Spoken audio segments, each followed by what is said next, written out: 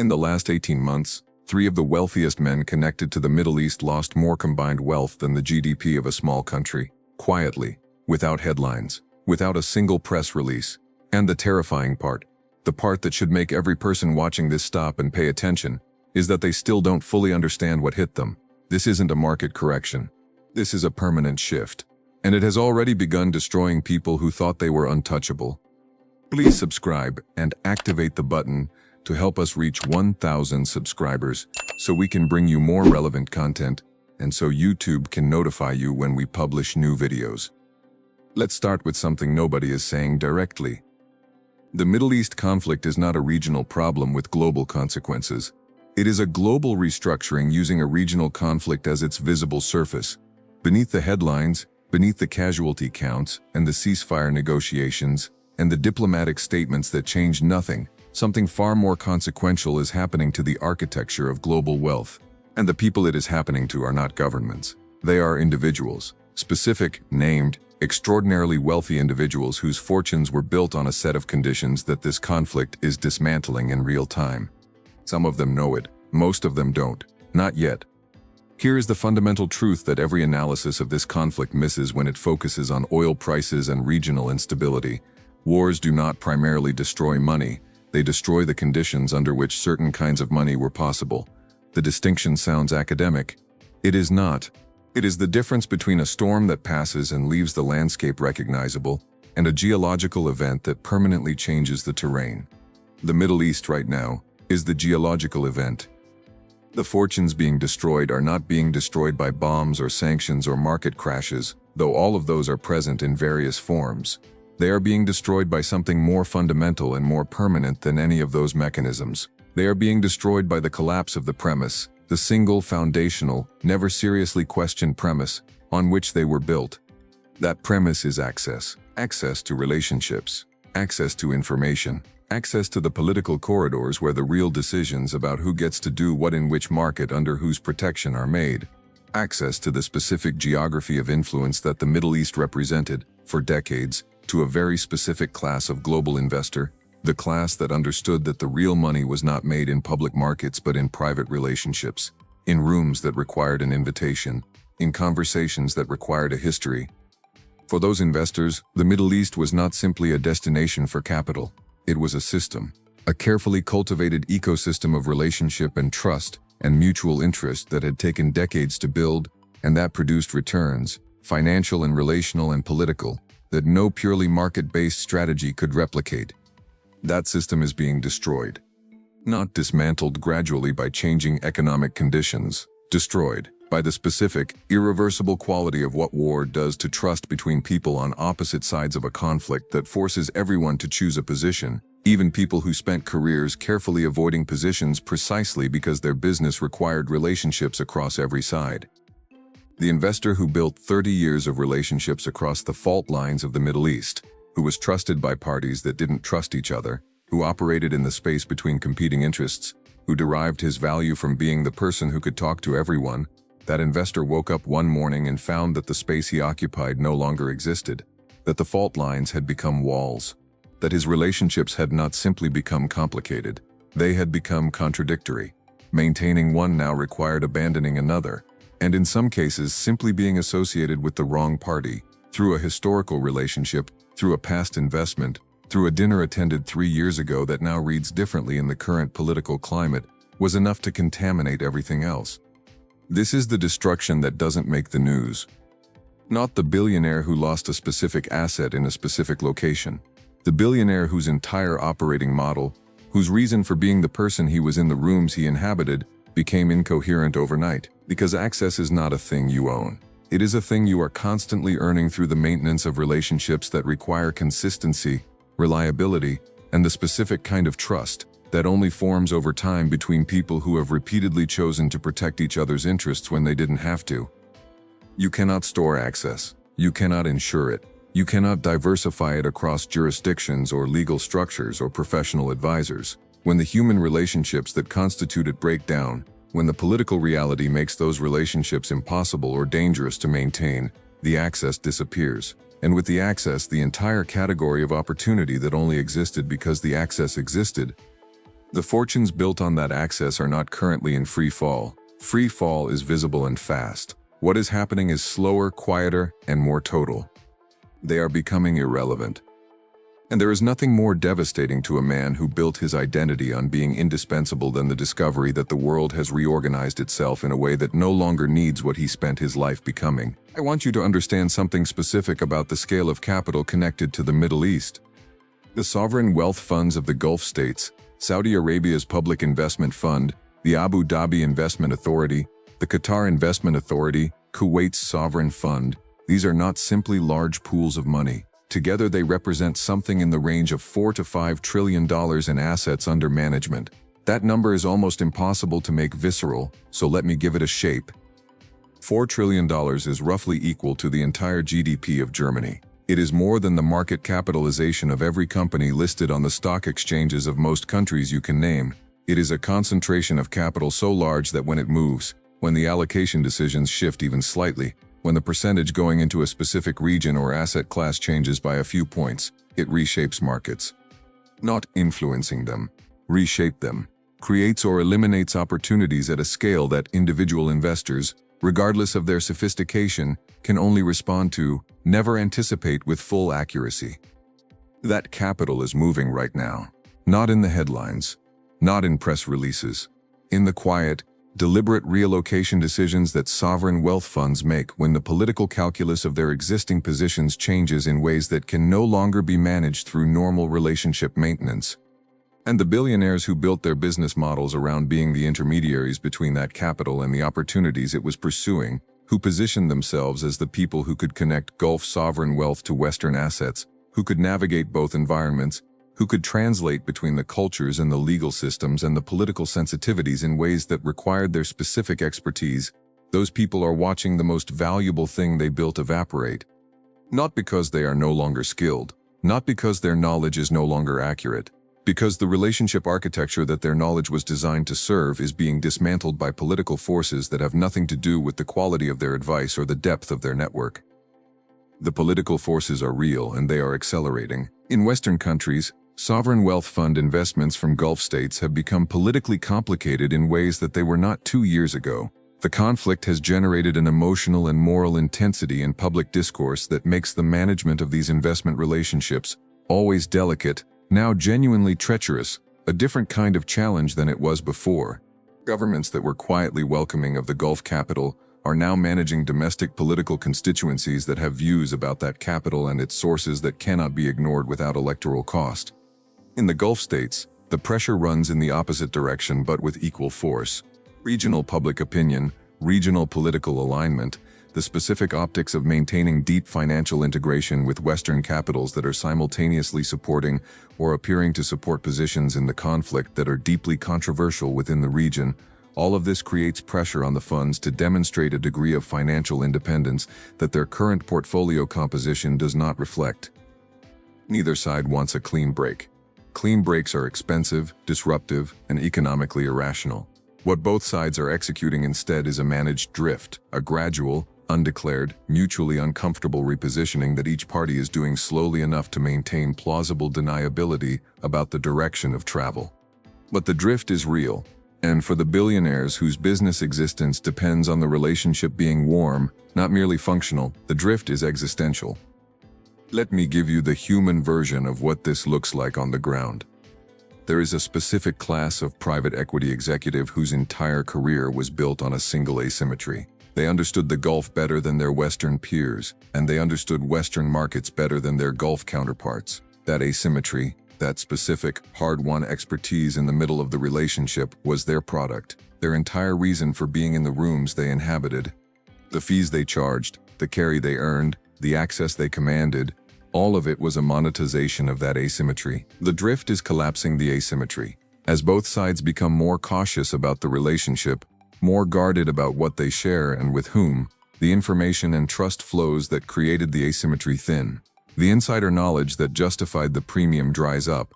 The relationships that made the introductions possible become relationships that now require political navigation before any commercial use, which means they take longer, cost more, and produce less certainty at every stage. The product still exists on paper. It simply no longer works the way it did. And a product that no longer works, in a world where there are other products, is a business that is ending. Quietly. Without an announcement. The way most endings happen at this level. Now I want to take you into something that most coverage of this topic never reaches. The psychological reality of what it feels like to watch a fortune built over decades begin to come apart. Not the spreadsheet reality, not the legal analysis, the human reality. Because the fortunes being affected here are not abstract financial constructs. They are the life's work of specific human beings, men and sometimes women who gave the best years of their productive lives to building something they believed was permanent, who made sacrifices of time, of relationships, of the ordinary human pleasures that most people take for granted, in service of a project they believed would justify every sacrifice. The 3 a.m. awakening that won't release you back to sleep.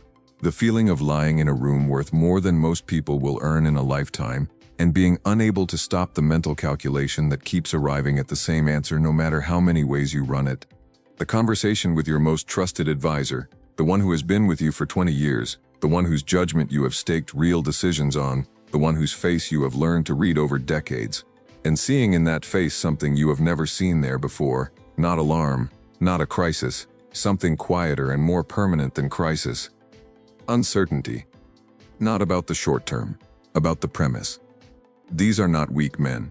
The people we are describing did not reach these altitudes through weakness. They are people of formidable will and formidable intelligence who have survived market crashes, political transitions, personal betrayals, and every variety of professional reversal that their industry produces.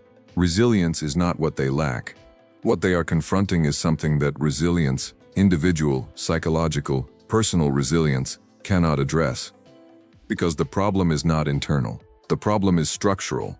The world has reorganized in a way that does not need what they built, and no amount of personal determination can make the world need something it has moved past. There is a specific grief that comes with this recognition that is unlike any other professional loss.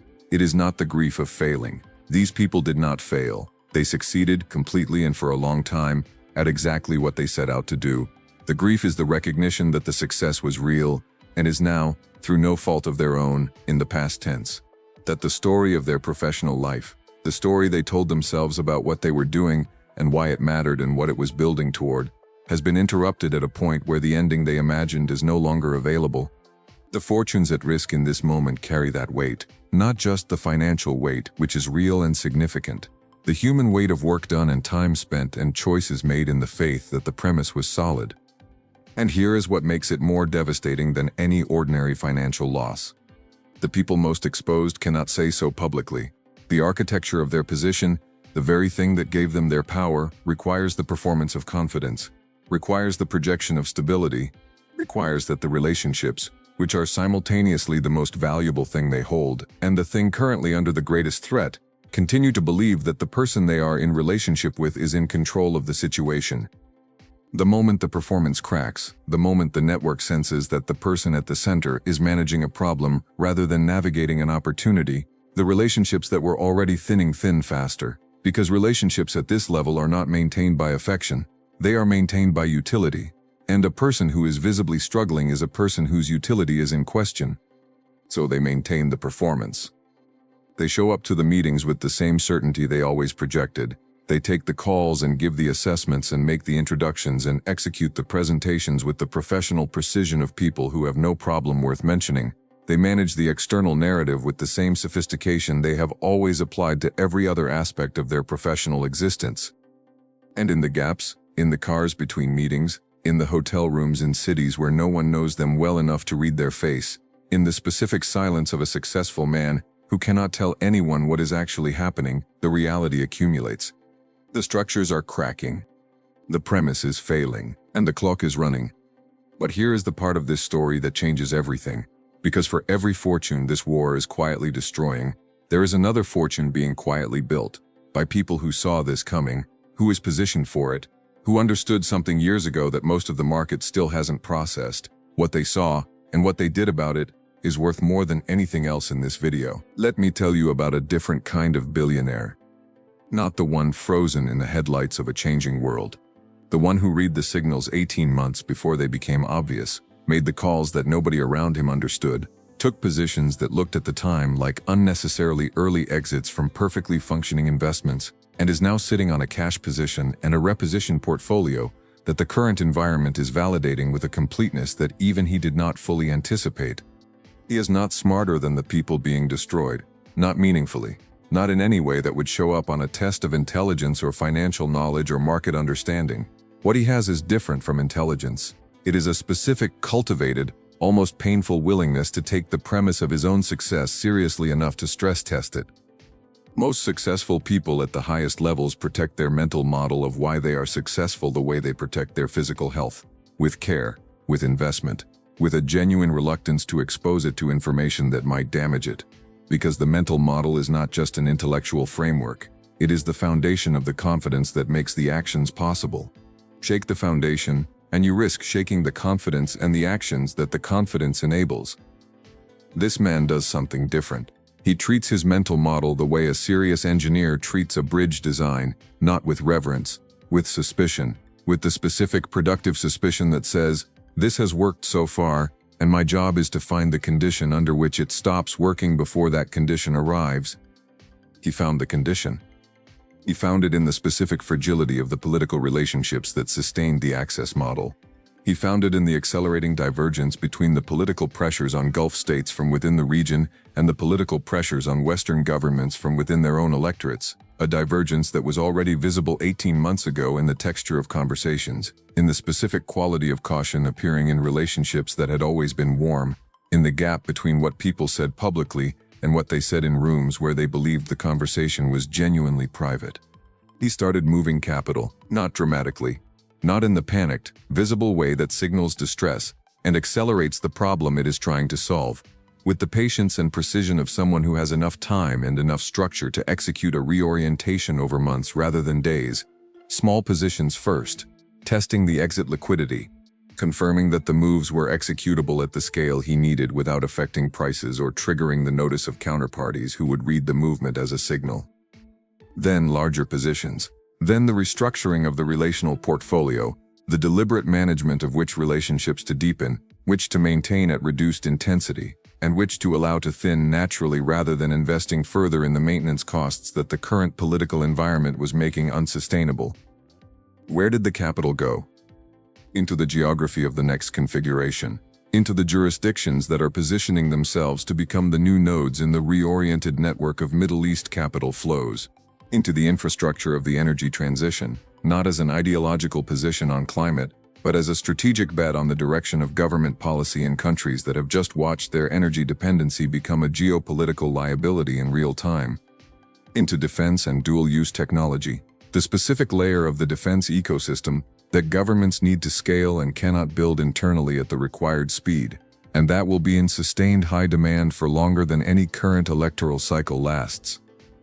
And into people, the most underpriced asset in any geopolitical disruption, the specialists, the cultural interpreters, the people who carry decade-deep knowledge of the region and its commercial logic, who are now available, because the organizations they built their careers inside are contracting or restructuring in a way they have not been available before.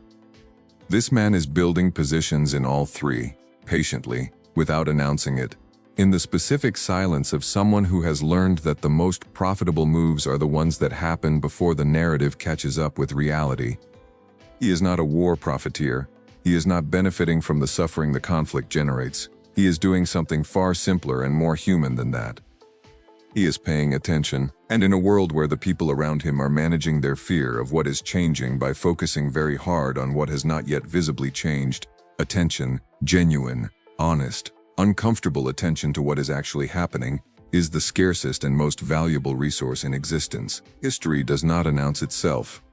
The moments that permanently change the distribution of global wealth do not arrive with press releases. They arrive looking like complications, like temporary disruptions in otherwise stable systems, like problems that will resolve once the immediate crisis passes and conditions return to normal. The people who recognize that this is not a complication, that this is not a temporary disruption, that conditions will not return to normal, because the normal that existed before is the thing being permanently ended. Those people make decisions that look, in the moment, like overreactions. like abandoning perfectly good positions for no clear reason, like excessive caution in response to what is, after all, a regional conflict in a part of the world that has always had regional conflicts. The critics of these decisions are not wrong in their reading of the surface. The surface does look like it has looked before. Regional conflicts in the Middle East are not new. Disruptions to energy markets are not new. Political tension between Gulf states and Western capitals is not new. The pattern-matching part of the experienced investor's mind looks at the current situation and finds historical analogs and constructs a case for continuity that is intellectually coherent and professionally defensible, and ultimately, fatally, wrong. Because the analogs are surface analogs. They match the visible features without capturing the structural difference. The structural difference, the thing that makes this moment different from the previous moments it superficially resembles, is the convergence. Not one shift but several, arriving simultaneously, reinforcing each other, creating a combined pressure on the existing architecture that no single one of them could have generated alone. The energy transition creates pressure on hydrocarbon dependency, simultaneously with the conflict making that dependency viscerally politically costly. The digital payment infrastructure creates alternatives to dollar-denominated financial flows simultaneously with the conflict creating political will to use those alternatives. The generational shift in Gulf leadership created an appetite for new strategic directions, simultaneously with the conflict making the old strategic directions uncomfortable to maintain publicly. Any one of these shifts, alone, would be a manageable transition. The convergence of all of them, simultaneously, in a context of active conflict that accelerates every dynamic and shortens every timeline, is something categorically different. And the fortunes built on the assumption that the transitions were slow, sequential, and manageable are discovering, at varying speeds depending on their specific exposure, that the assumption was wrong. The fortunes that will survive are not the ones that are most defensively positioned. Defense, holding cash, reducing exposure, waiting for clarity, is the right strategy for a temporary disruption. For a permanent restructuring, defense is just a slower way of losing ground.